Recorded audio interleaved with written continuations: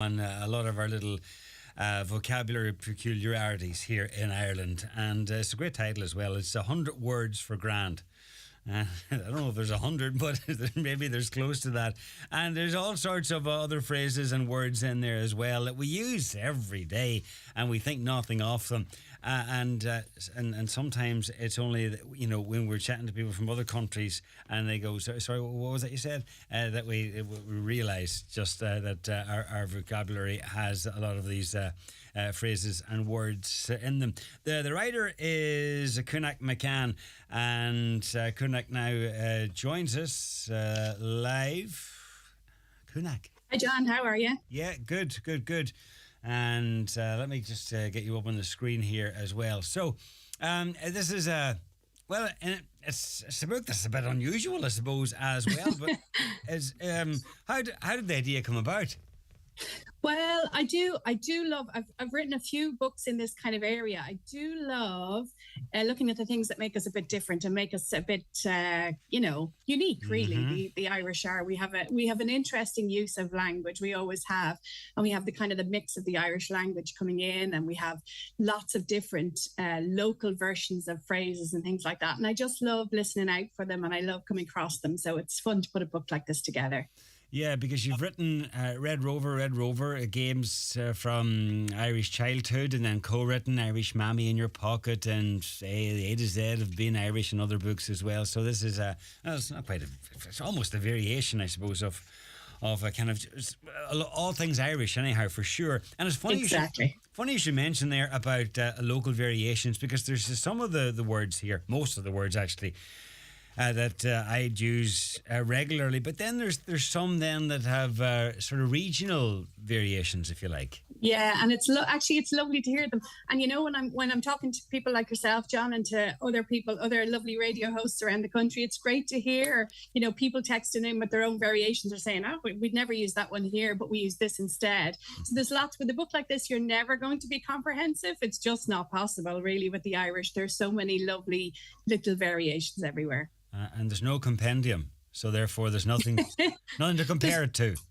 Well, exactly. There's no one to say I'm absolutely wrong or absolutely right on anything either. It's all kind of a little bit of everything in there. And because most of us have been using them for a lifetime, we think nothing of them. And it's only, when we're in other English-speaking countries and we just throw them into a casual conversation, and then they're going, sorry, you have to explain that. Do you know, it's funny you should say that. We have a young woman working with us from America, and every time she comes across, people use these phrases so casually, and she thought somebody was playing practical jokes on her, and she was saying, banjaks, is that a word? Banjaks. I was like, yeah, totally. But every time we keep having this conversation, she's like, that can't be real. I'm like, yeah, it's totally real. And some of them are so real to us that you'd always feel like saying, well, listen, look it up, it's in the dictionary. It's got to be somewhere. Do you know? And that's an interesting thing. Not all this stuff is documented in books and stuff. A lot of it's verbal. It's passed on from people in the same area or families and so on. You won't see all of it written down. So, some of the words and phrases come from old English, and some come from Irish. Yes, they do quite. So we have a great mix. Sometimes we'll take phrases that come from Old English or Middle English, and then we put our own spin on them as well. So language is always evolving. So we're a prime example of that. And there's some lovely phrases, like things like "on the long finger" comes from a lovely Irish. That's an Irish language phrase. Putting things on the long finger will make the finger too short. Yeah. And so there's lovely, or splitting the stones is a lovely one that comes from the Irish language. Yeah. And then you've got lots of things that come from, say, Middle English. So the word dote, you might say to dote on somebody. Yes. And that comes from Middle English, but we've kind of adapted it. And we say, someone's an awful dote. Isn't he a lovely dote? And we've used that as a noun. And we also use it as an adjective. He's doty, or she's doty, isn't she doty? Yeah. And that's our own. We've taken that. The British or the English don't usually use that in that way. Or gallivanting. Is that's Gallivant? I love that. I love Gallivant, because I think I heard it so much as a teenager. When you go out, haven't you had enough gallivanting now for 1 week? That's great. What running a yard. Anyway, let's do a little exercise here because in your book the way you do it is at each page there's a word or a phrase, and then a little sort of below it. How would you describe what's below it? A kind of a little tongue-in-cheek definition, I suppose, just below it. And then I give sort of examples of how it's used, a bit of an explanation, and then some examples of how they're used. Absolutely. On the right hand. Absolutely, great. Yeah. Okay, so I'm going to give you the little definition, and I know you've written the book, but there's a lot of words in here. So is this a test? This is a test. This is a test now. I know I'm going to fail it. So I know I am. I'm going to give you the definition, and I want to see, can you give me the word? Okay. So, what about thingamajig? Sorry, say that again? Thingamajig. Thingamajig. That's yoke. Isn't that a great word? Yoke. Yeah. Not that yoke, the other yoke. That's a great word. And it covers everything. And not just things, but people. Oh, he's a mad yoke, or she's a mad yoke as well. We use it. We're so sort of versatile in how we use language. Yeah, it's fantastic. We do use it in different ways, yeah. What about taking a gamble?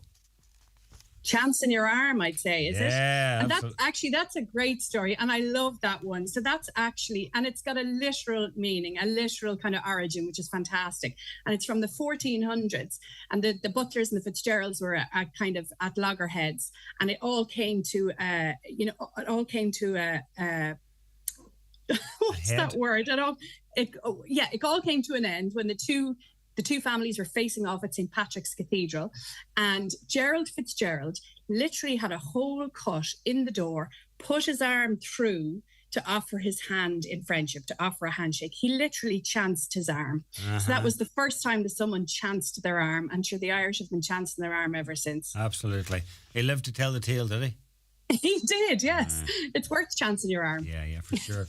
All right. Oh, you passed that one with flying colours. What about having notions? Having notions, I would say, far from that you were raised. Indeed. Which is that's a great phrase. And it's like the Irish, we do have a bit of a reputation for begrudgery, it's far from that you're raised. And especially nowadays with the old, the oat milk lattes and the frappuccinos and all that sort of stuff. 'Tis far from that she was raised. You're reared. Far from that you're reared, would say around here. Reared, yes. And how about it runs in the family? It runs in the family, I'd say, is he didn't lick it off a stone, which again is a fantastic phrase. Or sometimes here we say he didn't lick that off the back wall. Off the back wall, I love it. Don't know why. That's brilliant. Yeah, it's a bit more graphic as well, isn't it? I think you can actually see someone licking something off the back wall. I don't know. And absolutely jammers. Absolutely jammers. I would say you wouldn't turn a sweet in your mouth, is it? Yes, it is. Which is a gas phrase. I think I hadn't come across that one. Well, we didn't use that one certainly where we grew up. I didn't. I hadn't seen it either until the book. Yeah, it's a great one, isn't it? Literally, it was so packed that you didn't have the room to turn a sweet in your own mouth. Yeah, that's mad. It isn't just. What about lucky? if you're lucky. Well, we used to always say jammy where I grew up. I'm a Drogheda girl, and we always say jammy, but I think in Cork they use the word haunted. Right. Again, I hadn't heard that one myself, but I understand it's a Cork thing. And finally, Kunak, one of the good ones.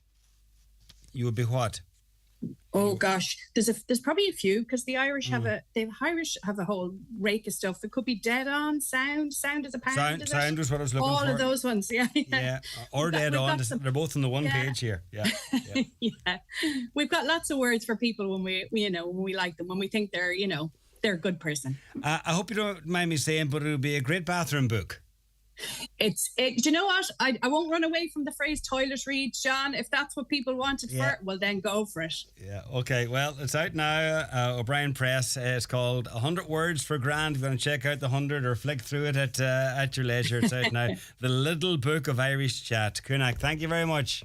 Thank you, John. Bye-bye.